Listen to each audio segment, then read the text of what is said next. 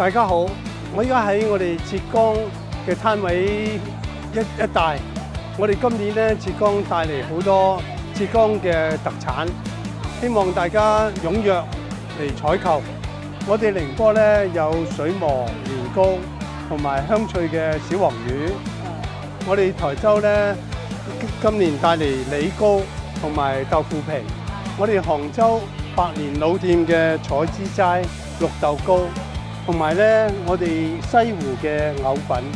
我哋溫州嘅即食豆腐乾，同埋咧山友黃菊，純天然產品，健康有益。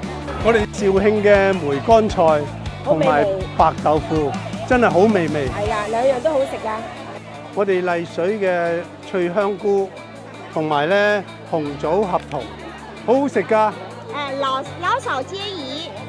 我哋古越龍山嘅女兒紅，同埋古越龍山柿翅青綠，好好飲㗎，大家品嚐。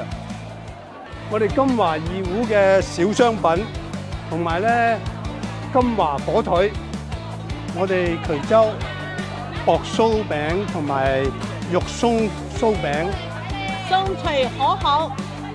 我哋湖州嘅玫瑰花茶，同埋蘇式話梅，清甜香滑。我哋舟山嘅紫菜同埋海味最鮮味。我哋嘉慶嘅杭白菊，同埋百多年歷史嘅嘉慶粽，係又煙韌又好味。熟食區嗰度咧都有我哋米芝蓮一星嘅浙江軒。今次我哋推出我哋豆沙酥同埋葱油餅，仲有海苔嘅花生，仲有我哋黃瓜，招牌醬蘿蔔都好味㗎。係啊。